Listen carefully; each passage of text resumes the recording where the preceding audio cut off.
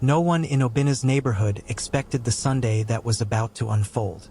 Not even his mother-in-law, Mrs. Ease, who prided herself on her keen eye for family matters. She had come to get a glass of water, thinking it was just another ordinary visit. But stepping into the kitchen that morning would change her forever. There, in the middle of the room, stood Amara, stirring a large pot of steaming jollof rice. At first glance, she looked perfect. Her dress was clean, her smile radiant, and her hair styled to perfection. But Mrs. Ease's sharp eyes didn't miss the horror lurking just beneath the surface. As Amara lifted her comb, her long, tangled hair fell forward like a curtain, and with it, lice and tiny white worms tumbled directly into the pot. Mrs. Ease froze, her eyes widening, stomach twisting violently. Memories of the salad and fried meat she had eaten flashed in her mind. She gagged, her hand flying to her mouth, barely holding back the wave of nausea rising in her throat. Amara's beauty had always been mesmerizing. On the streets, people turned to stare. On Instagram, she appeared flawless. But offline, the truth was a secret Amara had guarded fiercely since childhood. A secret of extreme laziness and neglect.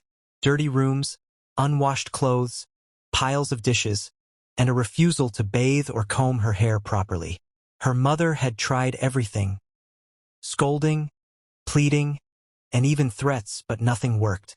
Amara had always said, "Who cleanliness help? Fine girls don't stress themselves." Despite her habits, Amara married Obinna, a quiet, gentle man from a respected family. Some said he was blinded by her beauty. Others said he believed love could change her. But he didn't know the full extent of her lifestyle. Now, in the kitchen, standing over the steaming pot of rice, Amara's secret threatened to explode into a public disaster. Mrs. Ease's scream echoed through the house, and the neighborhood would never be the same again. This was only the beginning. It was a bright, peaceful Sunday afternoon. Birds chirped lazily in the trees outside, and the neighborhood children ran about, chasing one another with leftover biscuits in hand. Inside Amara's house, Obinna paced nervously from window to window.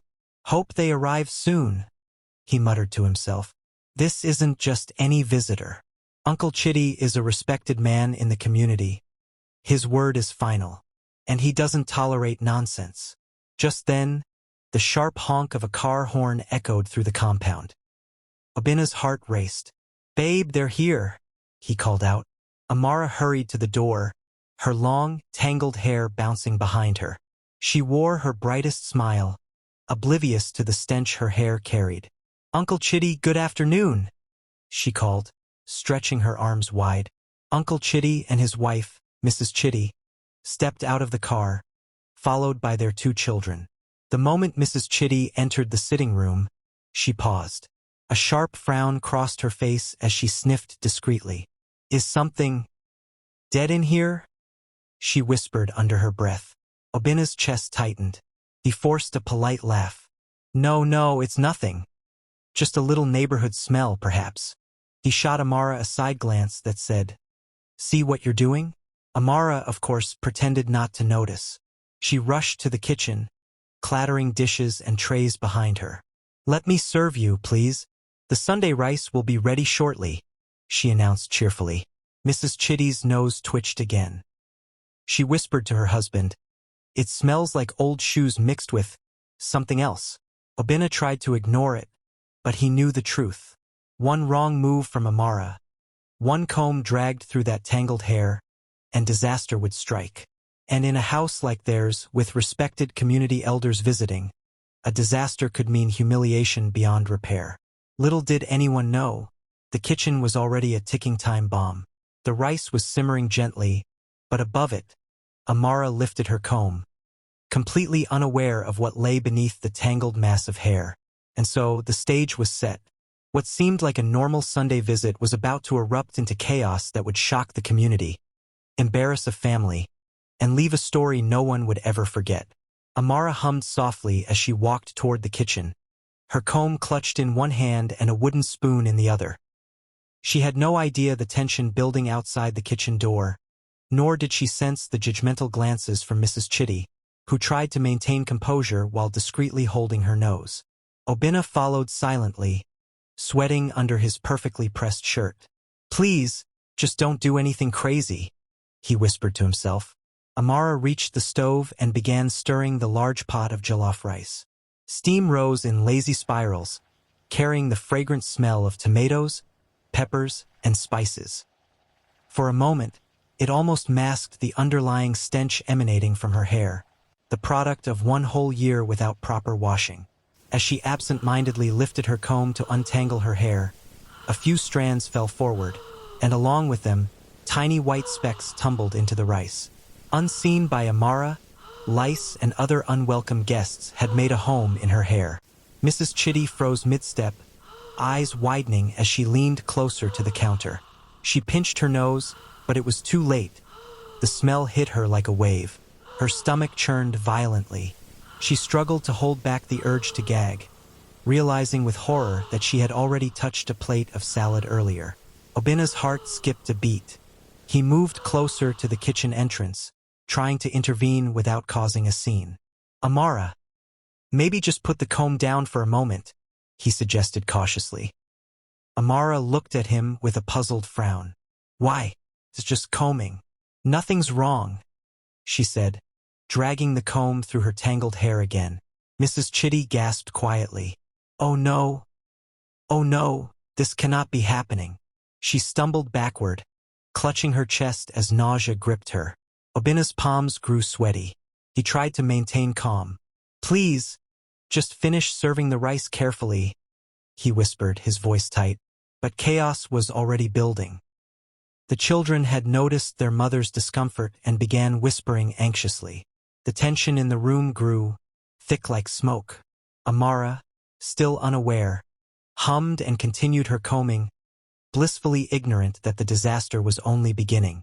One small slip, one more strand falling into the pot, and the embarrassment and community scandal would be unstoppable. Amara hummed as she moved closer to the pot of rice, completely unaware of the eyes watching her from the living room doorway. Her comb tangled further into her long, matted hair that had not felt water or shampoo in months. Every pull sent tiny white specks and creepy little creatures falling silently into the steaming rice. Mrs. Chitty's hand flew to her mouth, her eyes widening in disbelief. Oh my God," she whispered, stepping back. She could barely breathe as the pungent smell of unwashed hair and dampness invaded her senses. Obinna froze, panic rising. He wanted to intervene but feared making the situation worse in front of his respected in-laws. "Amara, please put the comb down," he urged quietly, his voice shaking. Amara looked at him with a casual smile. "Why? It's just hair." "It's fine," she said, dragging the comb again through the tangles. Suddenly, one of the children peeked into the kitchen, curious about the movement. Their eyes widened as they saw tiny white worms fall from Amara's hair into the rice. Mummy, something's falling from her hair," the child screamed. Mrs. Chitty gagged violently, stumbling back into the sitting room. "Oh no! I can't," she cried, vomiting discreetly into a napkin. The children began panicking, tugging at their mother's sleeves, their little voices echoing in the house. Obinna placed a trembling hand on Amara's shoulder. "Amara, you need to stop. This is serious," he whispered harshly. Amara blinked in confusion. "Stop? Stop what? I'm just combing my hair," she said innocently, still unaware of the horror she was creating. By now, the smell had begun to fill the entire sitting room. The pot of rice, once steaming and inviting, had now become a scene of disaster. Tiny creatures floated on the surface, and the aroma had shifted from delicious to revolting. One more comb stroke, and the calamity would reach its peak, scattering the entire family's dignity and leaving the community in shock. Obinna's voice rose, breaking through the tension. "Amara, stop, now!" Finally, Amara paused, looking up at her husband. But it was too late, the damage had begun. The kitchen had transformed from a place of warmth to a scene of horror, and nothing would ever feel the same again. The moment Amara lifted her comb again, it was as if time slowed. A small cluster of lice and maggots fell directly into the steaming pot of rice. The clatter of the wooden spoon hitting the pot echoed like a drumbeat of impending disaster. Mrs. Chitty screamed, clutching her chest. "Oh my God! Oh my God!" She staggered back, her hand covering her mouth as nausea consumed her. Her husband, Uncle Chitty, quickly followed, his eyes widening at the horrifying sight before him. Obinna felt his knees weaken. "Amara! Stop!" he shouted, panic choking his voice, but she only tilted her head in confusion, unaware of the horror her hair had unleashed. Outside, the children shrieked, their cries piercing through the compound. One of them tripped over a chair and fell onto the floor, adding to the chaos. Uncle Chitty, voice trembling with anger and disgust, pointed at the pot. "Do you see what your hair is doing? Do you understand that this is food meant for humans? Not whatever this is." Amara's smile faltered. She looked down at her hands, then at the pot. Her eyes widened slightly, the first flicker of realization crossing her face. Mrs. Chitty gagged violently again, stumbling toward the door. I cannot eat this," she cried. Obinna dropped his head into his hands, his face burning with shame. He had hoped, prayed even, that this moment would never come. But it had. The entire house now smelled of rot and unwashed hair, and the embarrassment was immediate and absolute. Amara began to panic. I didn't know. I didn't know anything would. Not know." Uncle Chitty's voice boomed, shaking the walls. "You've been living like this for a year. A whole year. And now, your visitors nearly fall sick because of your laziness." The children ran outside screaming. Neighbors peeked from their windows, and the chaos spread like wildfire. What should have been a simple Sunday gathering had become a scandal that would ripple through the community for weeks. Obinna stepped closer, whispering harshly, "Amara, you need to fix this. Now." Amara's eyes filled with tears. She looked from her husband to the horrified guests, to the crawling creatures floating in the rice. For the first time, the reality of her negligence hit her like a thunderbolt. This was the moment that would change everything. Not just for her, but for the entire family. The scandal had erupted, and nothing could contain it anymore. The house had transformed from a place of Sunday peace into a scene of chaos. The air was thick with the smell of unwashed hair and spoiled rice, making it nearly impossible to breathe. Mrs. Chitty had retreated to the sitting room, her hand pressed to her mouth as she tried to hold back the gagging. The children whispered frantically, still shaken by the sight in the kitchen. Obinna ran to the kitchen, hoping to salvage what he could. "Amara, please at least remove the pot. Clean it," he pleaded, his voice tight with urgency. Amara, trembling and tearful, finally set the comb down. I didn't know, Obinna. I swear, I didn't know." He shook his head in disbelief. 1 year, Amara. 1 whole year without washing your hair. And now this. Outside the house, curious neighbors had begun to gather. Whispers spread quickly through the compound. "Did you hear? Maggots in her rice. I can't believe someone's hair could be that dirty. This family. Oh my God." Obinna took a deep breath and tried to calm the visitors. "Please sit. We'll clean this. I promise nothing like this will happen again." But Uncle Chitty's face was red with disgust. "Nothing like this? Do you understand the danger you've put us in?" he shouted. "We could have eaten that rice. My children could have fallen sick." Amara buried her face in her hands, ashamed and trembling. For the first time, the reality of her negligence hit her fully. Mrs. Chitty, still gagging discreetly, whispered to her husband, "Obinna, what kind of household is this? How could anyone live like this?" Obinna felt helpless, caught between defending his wife and managing the growing scandal. I will make sure this never happens again," he said quietly, glancing at Amara. The chaos outside grew as neighbors began sharing their own horror stories of visits gone wrong. Some recalled seeing Amara's unkempt hair before, Others remembered the smell when they had come to the house months ago. The whispers became louder, and the shame spread through the entire neighborhood like wildfire. Obinna knew that the situation could not be resolved with just apologies. It required discipline, guidance, and a dramatic intervention. The community's respect, his family's dignity, and the safety of anyone visiting their home were all at stake.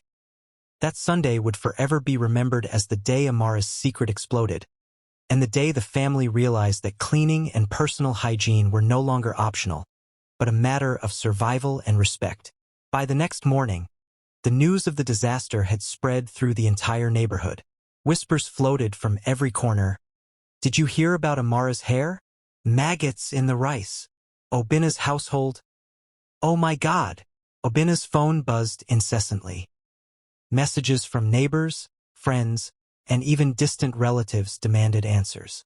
But the most urgent summons came directly from the community elders' hall. He felt his chest tighten as he read, "Report with your wife immediately. This matter requires the elders' attention." Amara sat quietly on the edge of the bed, hair freshly washed but still damp, eyes swollen from crying. She didn't speak, staring blankly at the floor. Obinna gently took her hand. "We have to go. The elders are waiting. Be ready, be honest." They entered the elders' hall together. The room was filled with stern faces, men and women who had seen it all, yet looked ready to judge with the weight of the entire community behind them. Mrs. Chitty, still pale from yesterday's shock, sat at the front, sunglasses perched carefully to hide her embarrassment. Elder Okoro, the oldest among them, adjusted his cap and cleared his throat. "Obinna, your wife wants to kill us with maggots and rice, yes?" he said, dragging the words slowly. Laughter rippled through the room, but the elders' stern expressions reminded everyone that this was serious. Amara's face flushed crimson. She glanced at Obinna, wishing she could disappear. Another elder leaned forward, voice booming. "My people, witches even wash their hair sometimes. But this girl, 1 year, no washing, a colony of filth growing on her head." The room erupted in a mixture of laughter and gasps.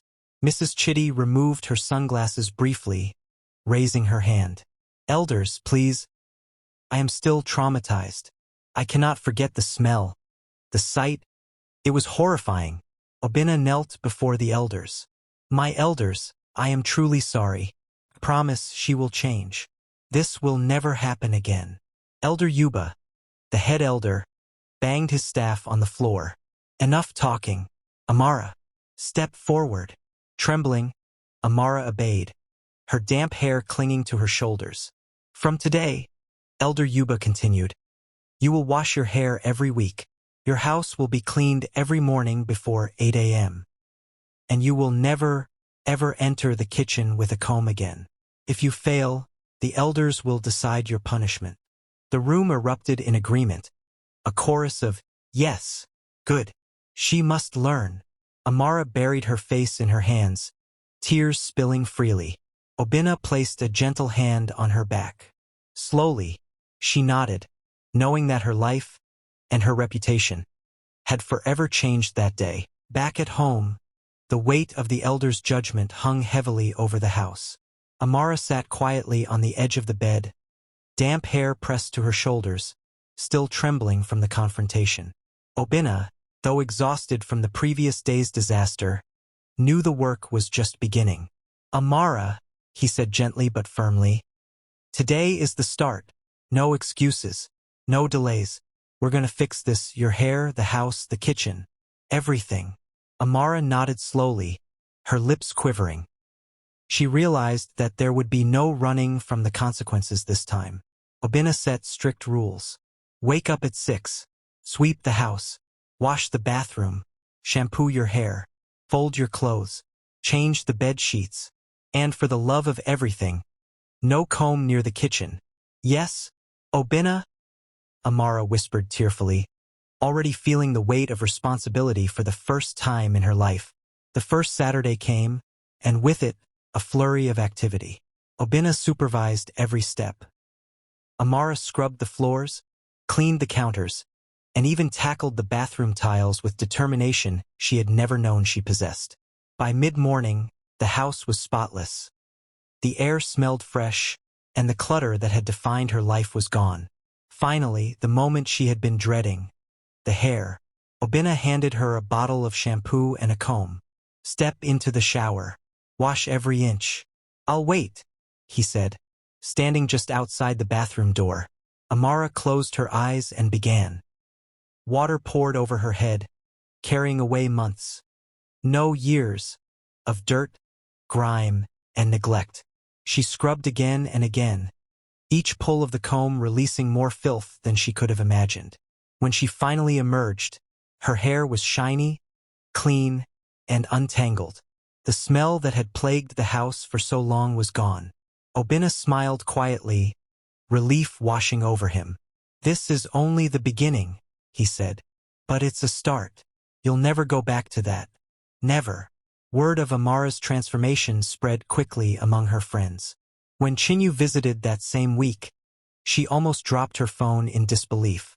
"Oh my God! Amara, is this really you?" she exclaimed.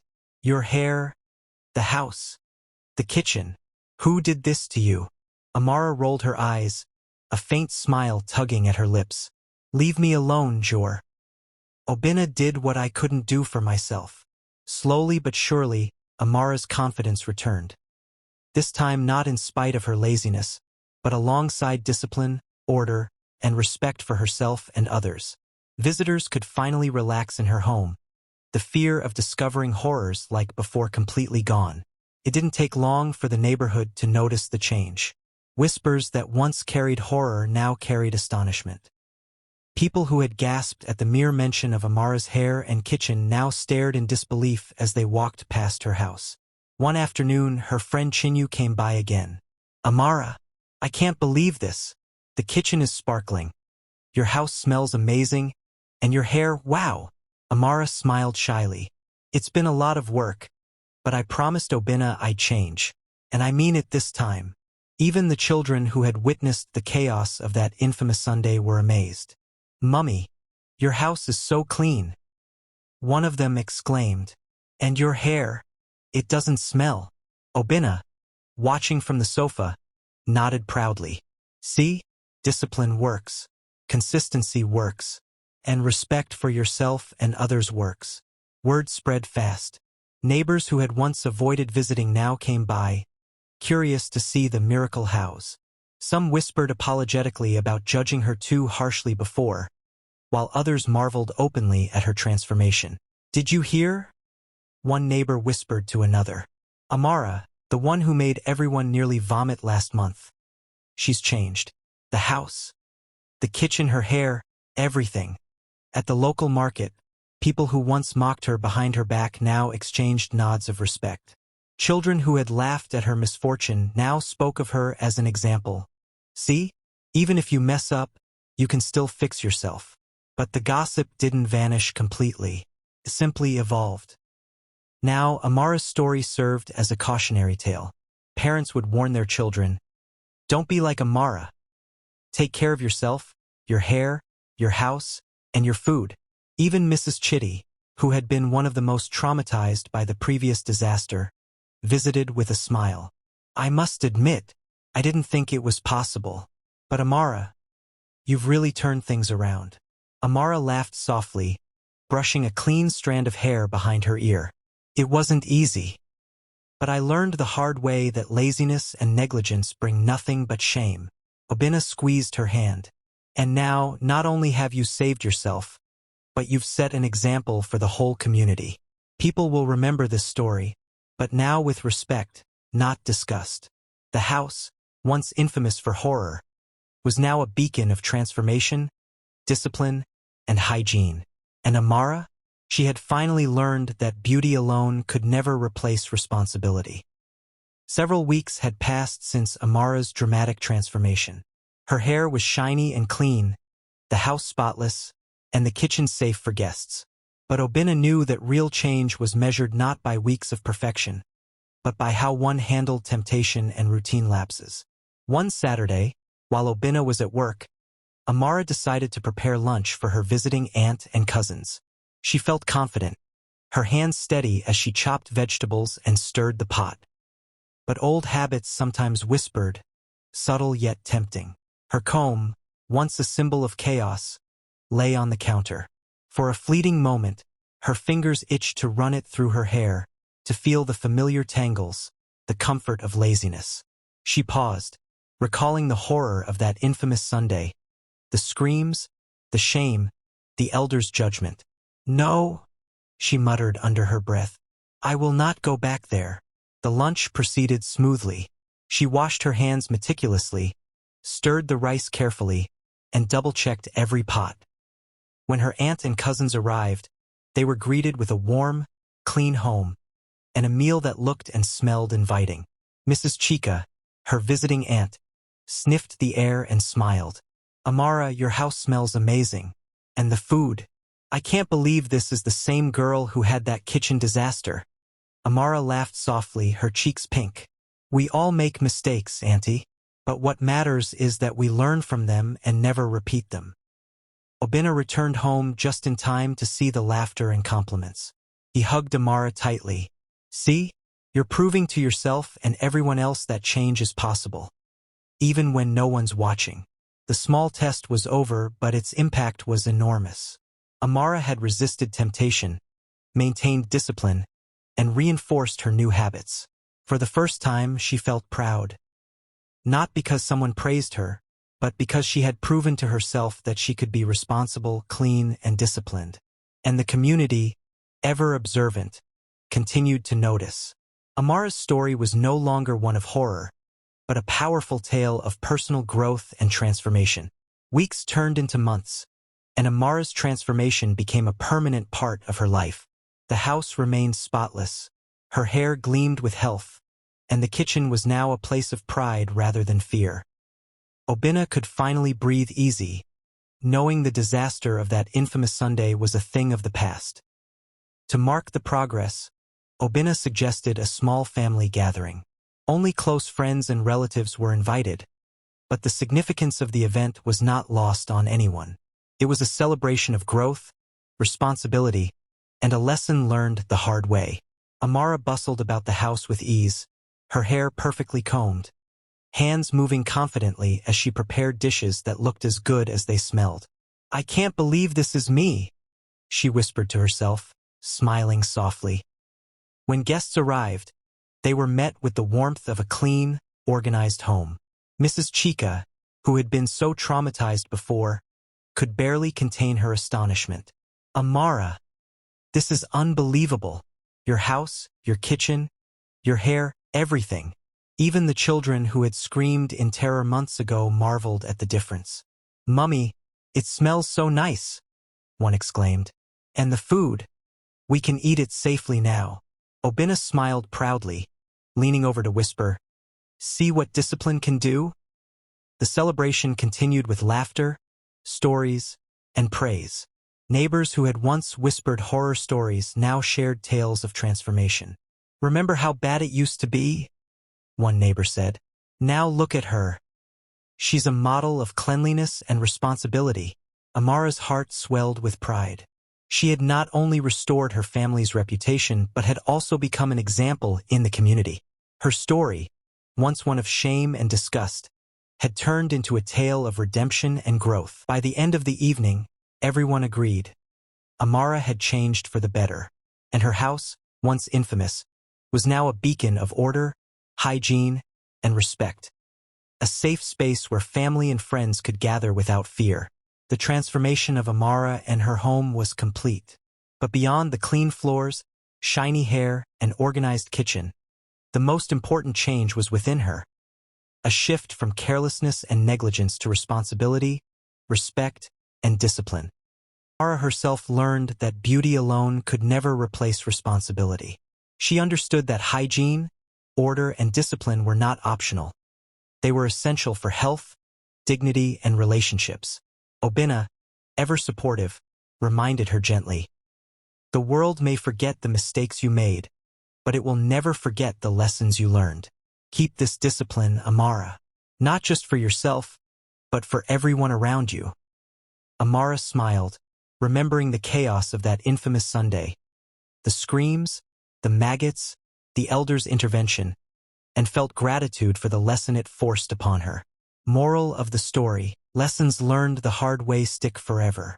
Mistakes can be transformative if acknowledged and corrected. Amara's story, once a tale of horror and scandal, became one of redemption, discipline, and inspiration. Her life and her home were forever changed, leaving a lasting lesson for her family, her community, and anyone who heard of her infamous maggots in Sunday rice. And so, the house that once caused fear now radiated respect, cleanliness, and pride. A reminder that even the gravest mistakes can lead to powerful transformation. Viewers, take Amara's story seriously. Check your hygiene, your home, and the food you serve. Laziness and negligence can embarrass and endanger you publicly. Cleanliness is respect for yourself, your family, and your community. Don't wait for a disaster to teach you these lessons. Start today and become a better version of yourself. See you guys in our next chapter.